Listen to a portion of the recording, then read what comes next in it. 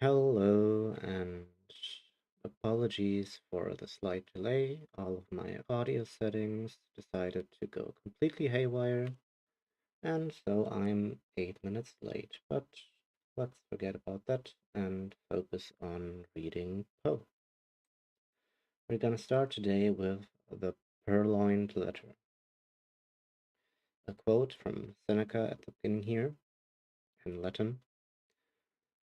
Nil sapientiae odiosius acumine nimio. At Paris, just after dark one gusty evening in the autumn of 1800, I was enjoying the twofold luxury of meditation and a meerschaum, in company with my friend C. Auguste Dupin, in his little back library or book closet, au troisième, number 33 Rue d'Aunou, Faubourg Saint-Germain. For 1 hour at least, we had maintained a profound silence. While each to any casual observer might have seemed intently and exclusively occupied with the curling eddies of smoke that oppressed the atmosphere of the chamber. For myself, however, I was mentally discussing certain topics which had formed matter for conversation between us at an earlier period of the evening. I mean the affair of the Rue Morgue, and the mystery attending the murder of Marie Roget. I looked upon it, therefore, as something of a coincidence when the door of our apartment was thrown open and admitted our old acquaintance, Monsieur G., the prefect of the Parisian police. We gave him a hearty welcome, for there was nearly half as much of the entertaining as of the contemptible about the man, and we had not seen him for several years. We had been sitting in the dark, and Dupin now arose for the purpose of lighting a lamp, but sat down again without doing so, upon G's saying that he had called to consult us, or rather to ask the opinion of my friend about some official business, which had occasioned a great deal of trouble. If it is any point requiring reflection, observed Dupin as he forbore to kindle the wick, we shall examine it to better purpose in the dark. That is another of your odd notions, said the prefect, who had a fashion of calling everything odd that was beyond his comprehension, and thus lived amid an absolute legion of oddities. Very true, said Dupin, as he supplied his visitor with a pipe and rolled towards him a comfortable chair. And what is the difficulty now? I asked. Nothing more in the assassination way, I hope? Oh, no, nothing of that nature. The fact is that the business is very simple indeed, and I make no doubt that we can manage it sufficiently well ourselves, but then I thought Dupin would like to hear the details of it, because it is so excessively odd. Simple and odd, said Dupin. Why, yes, and not exactly that either. The fact is we have all been a good deal puzzled because the affair is so simple, and yet baffles us altogether. Perhaps it is the very simplicity of the thing which puts you at fault, said my friend. What nonsense you do talk, replied the prefect, laughing heartily. Perhaps the mystery is a little too plain, said Dupin. Oh, good heavens, who ever heard of such an idea? A little too self-evident? Ha ha ha ha ho ho! Roared our visitor, profoundly amused. Oh, Dupin, you will be the death of me yet. And what, after all, is the matter on hand? I asked. Why, I will tell you, replied the prefect, as he gave a long, steady, and contemplative puff, and settled himself in his chair. I will tell you in a few words, but before I begin, let me caution you that this is an affair demanding the greatest secrecy, and that I should most probably lose the position I now hold were it known that I confided it to any one. Proceed, said I. Or not, said Dupin. Well, then, I have received personal information from a very high quarter that a certain document of the last importance has been purloined from the royal apartments. The individual who purloined it is known. This beyond a doubt. He was seen to take it. It is known also that it still remains in his possession. How is this known? Asked Dupin.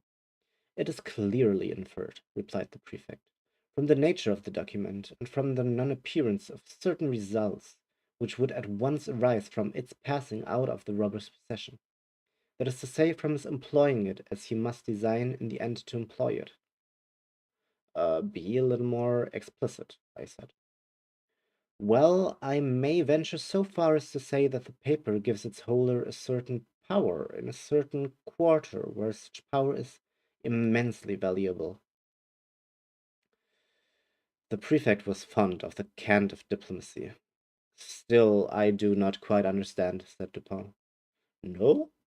Well, the disclosure of the document to a third person who shall be nameless would bring in question the honor of a personage of most exalted station, and this fact gives the holder of the document an ascendancy over the illustrious personage whose honor and peace are so jeopardized.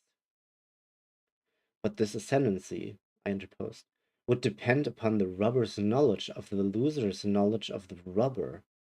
Who would dare? The thief, said she, is the Minister D, who dares all things, those unbecoming as well as those becoming a man. The method of the theft was not less ingenious than bold.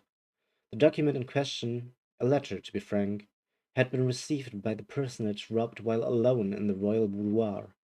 During its perusal, she was suddenly interrupted by the entrance of the other exalted personage from whom especially it was her wish to conceal it. After a hurried and vain endeavor to thrust it in a drawer, she was forced to place it, open as it was, upon a table. The address, however, was uppermost, and the contents thus unexposed, the letter escaped notice. At this juncture enters the Minister D. His lynx eye immediately perceives the paper, recognizes the handwriting of the address, observes the confusion of the personage addressed, and fathoms her secret. After some business transactions, hurried through in his ordinary manner, he produces a letter somewhat similar to the one in question, opens it, pretends to read it, and then places it in close juxtaposition to the other. Again he converses for some 15 minutes upon the public affairs. At length, in taking leave, he also takes from the table the letter to which he had no claim. Its rightful owner saw, but of course dared not call attention to the act, in the presence of the third personage who stood at her elbow. The minister decamped, leaving his own letter, one of no importance, upon the table. Here, then, said Dupin to me, you have precisely what you demand to make this ascendancy complete. The robber's knowledge of the loser's knowledge of the robber. Yes, replied the prefect, and the power thus attained has, for some months past, been wielded, for political purposes, to a very dangerous extent. The personage robbed is more thoroughly convinced every day of the necessity of reclaiming her letter, but this, of course, cannot be done openly. In fine, driven to despair, she has committed the matter to me. Then whom? Said Dupin, amid a perfect whirlwind of smoke. No more sagacious agent could, I suppose, be desired or even imagined. Oh, you flatter me, replied the prefect, but it is possible that some such opinion may have been entertained. It is clear, said I, as you observe, that the letter is still in possession of the minister. Since it is this possession, and not any employment of the letter, which bestows the power, with the employment the power departs. True, said she, and upon this conviction I proceeded. My first care was to make a thorough search of the minister's hotel, and here my chief embarrassment lay in the necessity of searching without his knowledge. Beyond all things, I have been warned of the danger which would result from giving him reason to suspect our design. But, said I, you are quite au fait in these investigations. The Parisian police have done this thing often before. Oh, yes, and for this reason I did not despair. The habits of the minister gave me, too, a great advantage. He is frequently absent from home all night. His servants are by no means numerous. They sleep at a distance from their master's apartment, and, being chiefly Neapolitans, are readily made drunk. I have keys, as you know, with which I can open any chamber or cabinet in Paris. For 3 months a night has not passed, during the greater part of which I have not been engaged personally in ransacking the D Hotel. My honor is interested, and, to mention a great secret, the reward is enormous. So I did not abandon the search until I had become fully satisfied that the thief is a more astute man than myself. I fancy that I have investigated every nook and corner of the premises in which it is possible that the paper can be concealed. But is it not possible, I suggested, that although the letter may be in possession of the minister, as it unquestionably is, he may have concealed it elsewhere than upon his own premises? This is barely possible, said Dupin. The present peculiar condition of affairs at court, and especially of those intrigues in which D is known to be involved, would render the instant availability of the document, its susceptibility of being produced at a moment's notice, a point of nearly equal importance with its possession. The susceptibility of being produced, said I. That is to say, of being destroyed, said Dupin. True, I observed. The paper is clearly then upon the premises. As for its being upon the person of the minister, we may consider that as out of the question. Entirely, said the prefect. He has been twice waylaid, as if by footpads, and his person rigorously searched under my own inspection. You might have spared yourself this trouble, said Dupin. D, I presume, is not altogether a fool, and if not, must have anticipated these waylayings as a matter of course. Not altogether a fool, said G, but then he is a poet, which I take to be the only one removed from a fool. True, said Dupin, after a long and thoughtful whiff from his meerschaum, although I have been guilty of certain doggerel myself. Suppose you detail, said I, the particulars of your search? Why, the fact is we took our time and we searched everywhere. I have had long experience in these affairs. I took the entire building, room by room, devoting the nights of a whole week to each. We examined first the furniture of each apartment. We opened every possible drawer, and I presume you know that, to a properly trained police agent, such a thing as a secret drawer is impossible. Any man is a dolt who permits a secret drawer to escape him in a search of this kind. The thing is so plain. There is a certain amount of bulk, of space to be accounted for in every cabinet. Then we have accurate rules. The 50th part of a line could not escape us. After the cabinets we took the chairs, the cushions we probed with fine long needles you have seen me employ. From the tables we removed the tops. Oh, why so? Sometimes the top of a table or other similarly arranged piece of furniture is removed by the person wishing to conceal an article. Then the leg is excavated, the article deposited within the cavity, and the top replaced. The bottoms and tops of bedposts are employed in the same way. But could not the cavity be detected by sounding? I asked. By no means, if, when the article is deposited, a sufficient wadding of cotton be placed around it. Besides, in our case, we were obliged to proceed without noise. But could you not have you could not have taken to pieces all articles of furniture in which it would have been possible to make a deposit in the manner you mention? A letter may be compressed into a thin spiral roll, not differing much in shape or bulk from a large knitting needle, and in this form it might be inserted into the rung of a chair, for example. You did not take to pieces all the chairs. Certainly not, but we did better.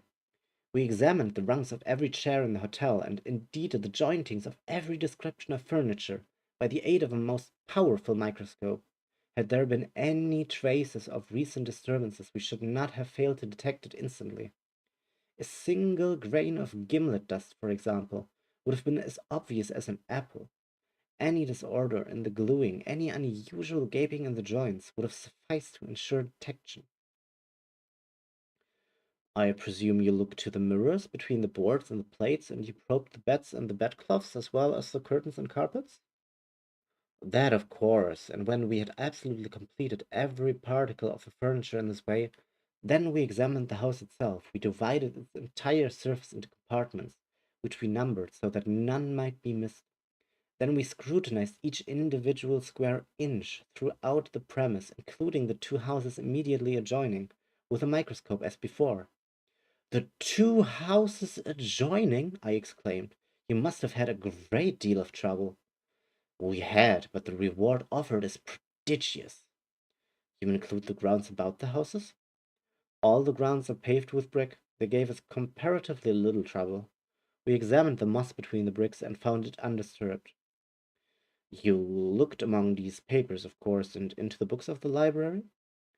Certainly. We opened every package and parcel. We not only opened every book, but we turned over every leaf in each volume, not contenting ourselves with a mere shake, according to the fashion of some of our police officers. We also measured the thickness of every book cover with the most accurate measurements, and applied to each the most jealous scrutiny of the microscope. Had any of the bindings been recently meddled with, it would have been utterly impossible that the fact should have escaped observation. Some 5 or 6 volumes, just from the hands of the binder, we carefully probed longitudinally with the needles. You explored the floors beneath the carpets?" "Beyond doubt. We removed every carpet and examined the boards with a microscope." "And the papers on the walls?" "Yes." "You looked into the cellars?" "We did." "Then," I said, "you have been making a miscalculation, and the letter is not upon the premises, as you suppose." "I fear you are right there," said the prefect. "And now, Dupin, what would you advise me to do?" To make a thorough research of the premises."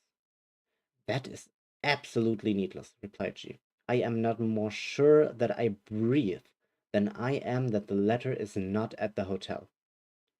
"I have no better advice to give you," said Dupin. "You have, of course, an accurate description of the letter?" "Oh, yes." And here the prefect, producing a memorandum book, proceeded to read aloud a minute account of the internal and especially of the external appearance of the missing document. Soon after finishing the perusal of this description, he took his departure, more entirely depressed in spirits than I had ever known the good gentleman before. In about a month afterwards, he paid us another visit, and found us preoccupied very nearly as before. He took a pipe and a chair and entered into some ordinary conversation. At length I said, "Well, but gee, what of the purloined letter? I presume you have at last made up your mind that there is no such thing as overreaching the minister?"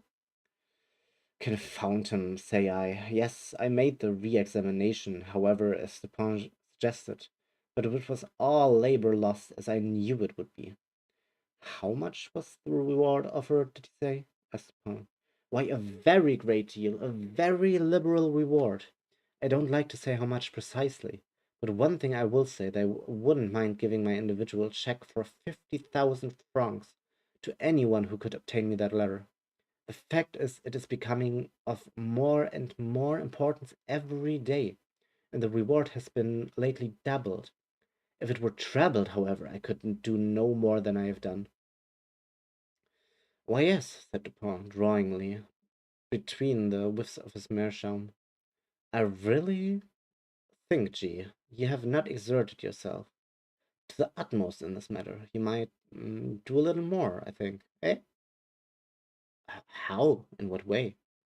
"Why, you might puff puff employ counsel in the matter, eh?" Puff puff puff. "Do you remember the story they tell of Abernethy?" "No, hang Abernethy." "To be sure, hang him and welcome. But once upon a time a certain rich miser conceived the design of sponging upon this Abernethy for a medical opinion. Getting up for this purpose an ordinary conversation in a private company, he insinuated his case to the physician as that of an imaginary individual. 'We will suppose,' said the miser, 'that his symptoms are such and such. Now, doctor, what would you have directed him to take?' 'Take!' said Abernethy. 'Why, take advice, to be sure.' 'But,' said the prefect, a little discomposed, 'I am perfectly willing to take advice and to pay for it. I would really give 5,000 francs to any one who would aid me in the matter.' 'In that case,' replied Dupin, opening a drawer and producing a checkbook, You may as well fill me up a check for the amount mentioned. When you have signed it, I will hand you the letter. I was astounded. The prefect appeared absolutely thunderstricken. For some minutes he remained speechless and motionless, looking incredulously at my friend with an open mouth and eyes that seemed starting from their sockets. Then, apparently recovering himself in some measure, he seized the pen and, after several pauses and vacant stares, finally filled up and signed a check for 50,000 francs and handed it across to Dupin. The latter examined it carefully and deposited it in his pocket-book. Then, unlocking an escritoire, took thence a letter and gave it to the prefect. This functionary grasped it in a perfect agony of joy, opened it with a trembling hand, cast a rapid glance at its contents, and then, scrambling and struggling to the door, rushed at length unceremoniously from the room and from the house, without having uttered a syllable since Dupin had requested him to fill up the check. When he had gone, my friend entered into some explanations. "The Parisian police," he said, "are exceedingly able in their way. They are persevering, ingenious, cunning, and thoroughly versed in the knowledge which their duties seem chiefly to demand.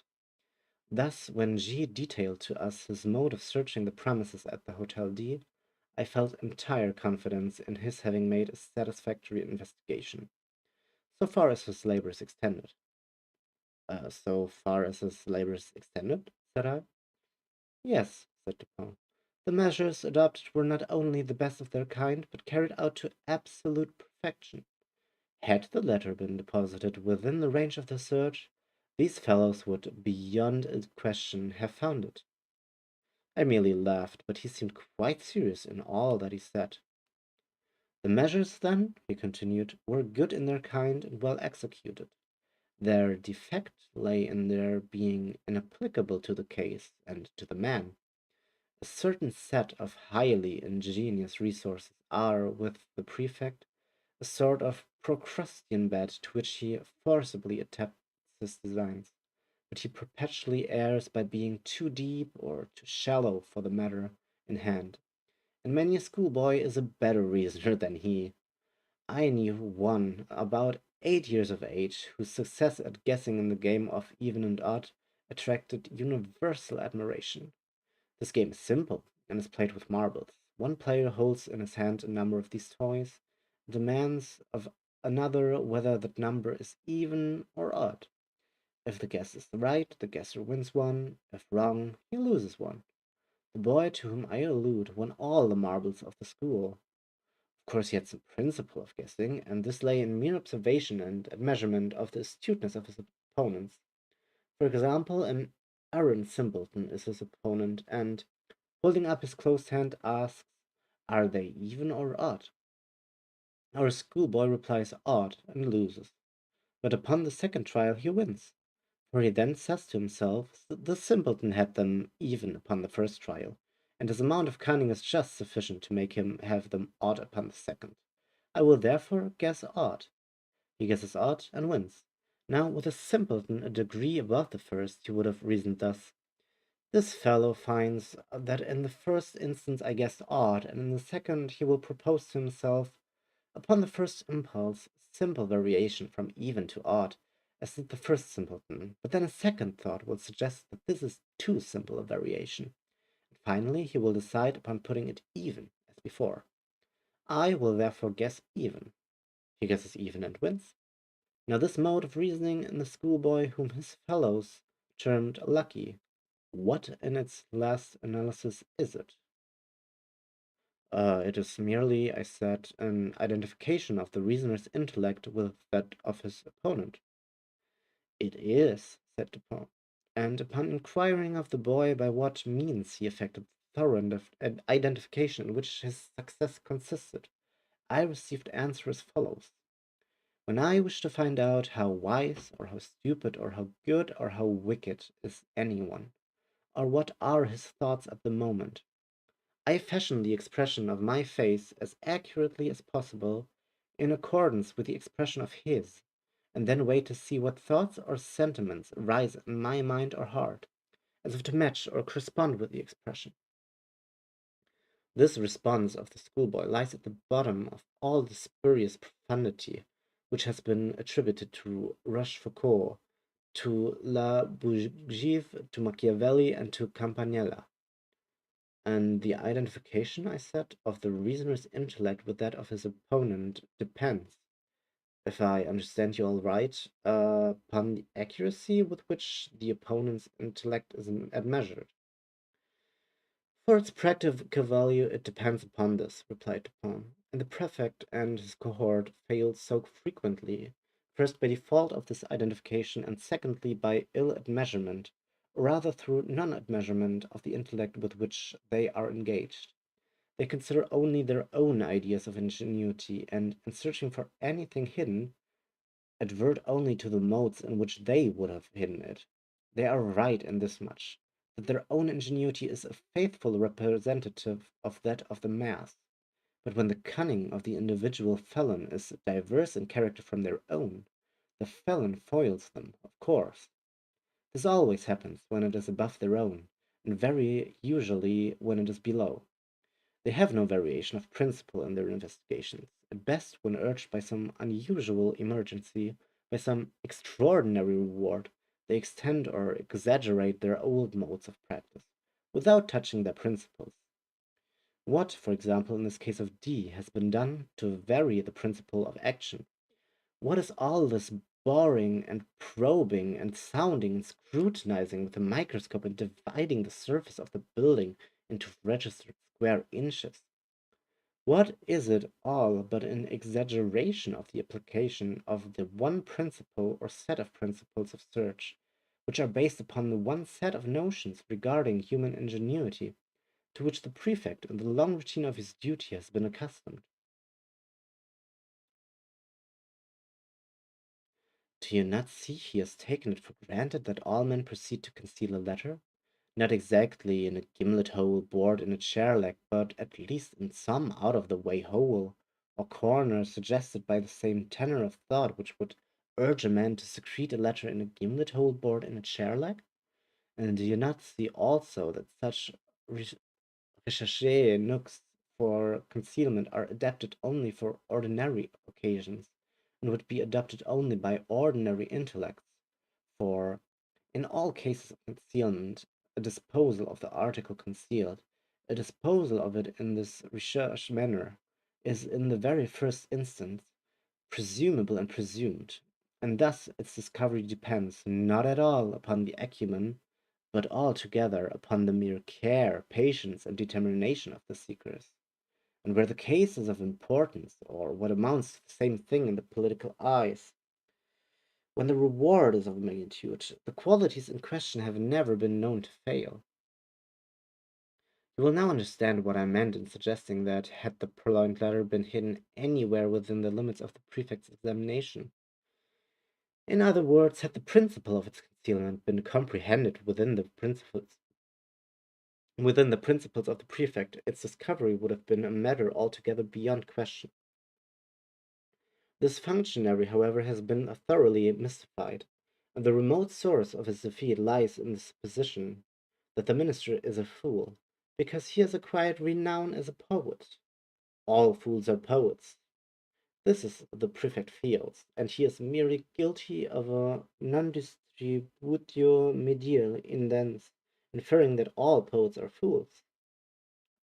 But is this really the poet? I asked. There are two brothers I know, and both have attained reputation in letters. The minister, I believe, has written learnedly of the differential calculus.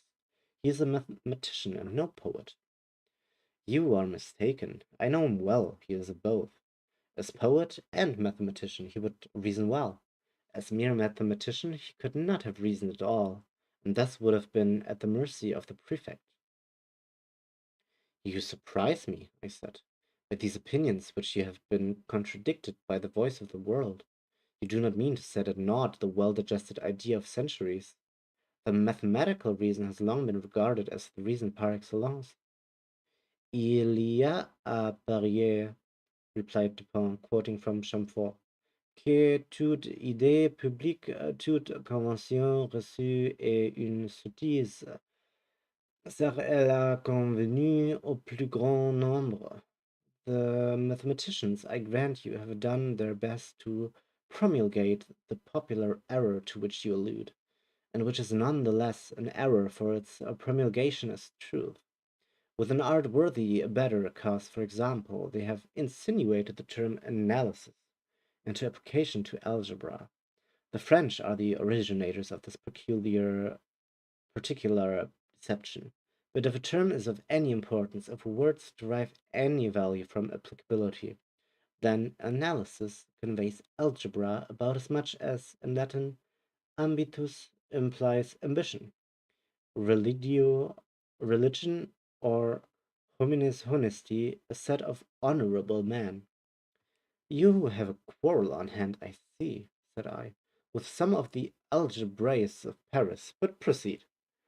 I dispute the availability and thus the value of that reason which is cultivated in any special form other than the abstractly logical.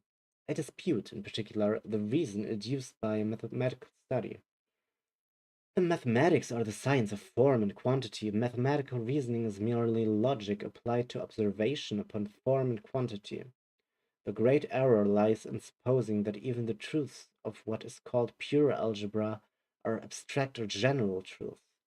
And this error is so egregious that I am confounded at the universality with which it has been received. Mathematical axioms are not axioms of general truth. What is true of relation, of form and quantity, is often grossly false in regard to morals, for example. In this latter science, it is very usually untrue that the aggregated parts are equal to the whole. In chemistry also the axiom fails. In the consideration of motive it fails, for two motives, each of a given value, have not necessarily a value when united, equal to the sums of their values apart. There are numerous other mathematical truths which are only truths within the limits of relation.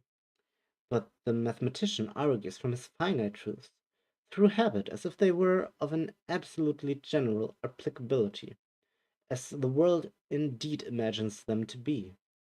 Bryant, in his very learned mythology, mentions an analogous source of error when he says that although the pagan fables are not believed, yet we forget ourselves continually and make inferences from them as existing realities.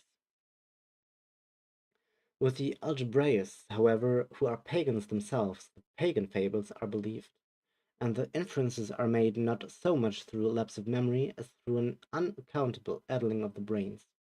In short, I never yet encountered the mere mathematician who could be trusted out of equal roots, or one who did not clandestinely hold it as a point of his faith that x squared plus px was absolute and unconditionally equal to q. Say to one of these gentlemen, by way of experiment, if you please, that you believe occasions may occur where x squared plus px is not altogether equal to q, and having made him understand what you mean, get out of his reach as speedily as convenient, for beyond doubt he will endeavor to knock you down. I mean to say, continued Dupin, while I merely laughed at his last observations, that if the minister had been no more than a mathematician, the prefect would have been under no necessity of giving me this check. I know him, however, as both mathematician and poet, and my measures were adapted to his capacity with reference to the circumstances by which he was surrounded. I knew him as a courtier, too, and as a bold intriguant. Such a man, I considered, could not fail to be aware of the ordinary political modes of action. He could not have failed to anticipate, and events have proved that he did not fail to anticipate, the waylayings to which he was subjected. He must have foreseen, I reflected, the secret investigations of his premises, his frequent absences from home at night, which were hailed by the prefect as certain aids to his success, I regarded only as ruses, to afford opportunity for a thorough search to the police, and thus the sooner to impress them with the conviction to which she, in fact, did finally arrive, the conviction that the letter was not upon the premises. I felt also that the whole train of thought, which I was at some pains in detailing to you just now, concerning the invariable principle of policial action in searches for articles concealed, I felt that this whole train of thought would necessarily pass through the mind of the minister. It would imperatively lead him to despise all the ordinary nooks of concealment. He could not, I reflected, be so weak as not to see what the most intricate and remote recess of his hotel would be as open as his commonest closets to the eyes, to the probes, to the gimlets, and to the microscopes of the prefect. I saw, in fine, that he would be driven as a matter of course to simplicity, if not deliberately induced to it as a matter of choice. You will remember, perhaps, how desperately the prefect laughed when I suggested upon our first interview that it was just possible this mystery troubled him so much on account of its being so very self evident. Yes, said I. I remember his merriment well. I really thought he would have fallen into convulsions. The material world, continued Dupin, abounds with very strict analogies to the immaterial, and thus some color of truth has been given to the rhetorical dogma that metaphor or simile may be made to strengthen an argument, as well as to embellish a description. The principle of the vis inertiae, for example, seems to be identical in physics and metaphysics. It is not more true in the former that a large body is with more difficulty set in motion than a smaller one, and that its subsequent momentum is commensurate with this difficulty than it is in the latter that intellects of the vaster capacity, while more forcible, more constant, more eventful in their movements than those of inferior grade, are yet the less readily moved, and more embarrassed and full of hesitation in the first few steps of their progress. Again, have you ever noticed which of the street signs over the shop doors are the most attractive of attention? I have never given the matter a thought, I said. There is a game of puzzles, he resumed, which is played upon a map. One party playing requires another to find a given word, the name of a town, river, state, or empire, any word, in short, upon the motley and perplexed surface of the chart. A novice in the game generally seeks to embarrass his opponents by giving them the most minutely lettered names, but the adept selects such words as stretch in large characters from one end of the chart to the other.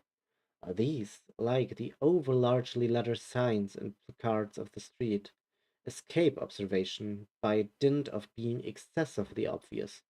And here the physical oversight is precisely analogous with the moral inapprehension by which the intellect suffers to pass unnoticed those considerations which are too obtrusively and too palpably self-evident. But this is a point, it appears, somewhat above or beneath the understanding of the prefect. He never once thought it probable or possible that the minister had deposited the letter immediately beneath the nose of the whole world, by way of best preventing any portion of what world from perceiving it.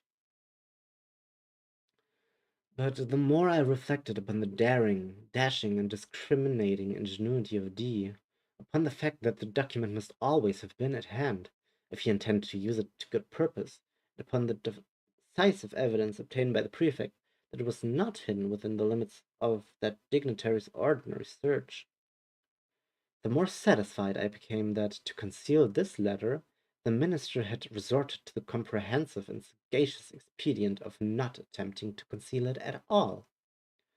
Full of these ideas, I prepared myself with a pair of green spectacles, and called one fine morning, quite by accident, at the ministerial hotel. I found D at home, yawning, lounging, and dawdling, as usual, and pretending to be in the last extremity of ennui. He is, perhaps, the most really energetic human being now alive, but that is only when nobody sees him. To be even with him, I complained of my weak eyes and lamented the necessity of the spectacles, under cover of which I cautiously and thoroughly surveyed the whole apartment, while seemingly intent only upon the conversation of my host. I paid especial attention to a large writing table near which she sat, and upon which lay confusedly some miscellaneous letters and other papers, with one or two musical instruments and a few books. Here, however, after a long and very deliberate scrutiny, I saw nothing to excite particular suspicion. At length my eyes, in going the circuit of the room, fell upon a trumpery, filigree card-rack of pasteboard that hung dangling by a dirty blue ribbon from a little brass knob just beneath the middle of the mantelpiece. In this rack, which had 3 or 4 compartments, were 5 or 6 visiting cards and a solitary letter. This last was much soiled and crumpled. It was torn nearly in two, across the middle, as if by a design in the first instance to tear it entirely up as worthless, had been altered or stayed in the second. It had a large black seal bearing the D cipher with very conspicuously. It was addressed in a diminutive female hand to D, the minister himself. It was thrust carelessly, and even as if deemed and as it seemed contemptuously, into one of the uppermost divisions of the rack. No sooner had I glanced at this letter than I concluded it to be that of which I was in search. To be sure, it was, to all appearance, radically different from the one of which the prefect had read us so minute a description. Here the seal was large and black with a D cipher. There it was small and red with the ducal arms of the S family. Here the address to the minister diminutive and feminine. There the superscription to a certain royal personage was markedly bold and decided. The size alone formed a point of correspondence. But then the radicalness of these differences, which was excessive, the dirt, the soiled and torn condition of the paper, so inconsistent with the true methodical habits of D, and so suggestive of a design to delude the beholder into an idea of the worthlessness of the document. And these things, together with the hyper-obtrusive situation of this document, full in the view of every visitor, and thus exactly in accordance with the conclusions to which I had previously arrived. These things, I say, were strongly corroborative of suspicion, in one who came with an intent to suspect. I protracted my visit as long as possible, and while I maintained a most animated discussion with the minister upon a topic which I knew well had never failed to interest and excite him, I kept my attention really riveted upon the letter. In this examination I committed to memory its external appearance and arrangement in the rack, and also fell at length upon a discovery which set at rest whatever trivial doubt I might have entertained. On scrutinizing the edges of the paper, I observed them to be more chafed than seemed necessary. They presented the broken appearance which is manifested when a stiff paper, having been once folded and pressed within a folder, is refolded in a reverse direction, in the same crease or edges which had formed the original fold. This discovery was sufficient. It was clear to me that the letter had been turned, as a glove, inside out, redirected and resealed. I bade the minister good morning and took my departure at once, leaving a gold snuff-box upon the table. The next morning I called for the snuff-box, when we resumed quite eagerly the conversation of the preceding day. While thus engaged, however, a loud report, as if of a pistol, was heard immediately beneath the windows of the hotel, and was succeeded by a series of fearful screams and the shoutings of a terrified mob. D rushed to the casement, threw it open, and looked out. In the meantime, I stepped to the card rack, took the letter, put it in my pocket, and replaced it by a facsimile, so far as regards externals, which I had carefully prepared at my lodgings, imitating the decipher very readily by means of a seal formed of bread. The disturbance in the street had been occasioned by the frantic behavior of a man with a musket. He had fired it among a crowd of women and children. It proved, however, to have been without ball, and the fellow was suffered to go his way as a lunatic or a drunkard. When he had gone, D came from the window, whither I had followed him immediately upon securing the object in view. Soon afterwards I bade him farewell. The pretended lunatic was a man in my own pay. "But what purpose had you," I asked, "in replacing the letter by a facsimile? Would it not have been better at the first visit to have seized it openly and departed? D, replied Dupin, is a desperate man and a man of nerve. His hotel, too, is not without tenants devoted to his interests. Had I made the wild attempt you suggest, I might have never left the ministerial presence alive. The good people of Paris might have heard of me no more. But I had an object apart from these considerations. You know my political prepossessions. In this matter I act as a partisan of the lady concerned. For 18 months the minister has had her in his power. She has now him in hers, since, being unaware that the latter is not in his possession, he will proceed with his exactions as if it was. Thus he will inevitably commit himself at once to his political destruction. His downfall, too, will not be more precipitate than awkward. It is all very well to talk about the facilis descensus Averni, but in all kinds of climbing, as Catalani said of singing, it is far more easy to get up than to come down. In the present instance, I have no sympathy, at least no pity, for him who descends. He is that monstrum horrendum, an unprincipled man of genius. I confess, however, that I should like very well to know the precise character of his thoughts when, being defied by her whom the prefect terms a certain personage, he is reduced to opening the letter which I left for him in the card rack. How? Did you put anything particular in it? Why, it did not seem altogether right to leave the interior blank. That would have been insulting. D, at Vienna once, did me an evil turn, which I told him quite good-humouredly that I should remember. So, as I knew he would feel some curiosity in regard to the identity of the person who had outwitted him, I thought it a pity not to give him a clue. He is well acquainted with my mess, and I just copied into the middle of the blank sheet the words "En laissant si funeste ciel dîner d'attrait et dîner de tristesse." They are to be found in Crébillon's Attrait.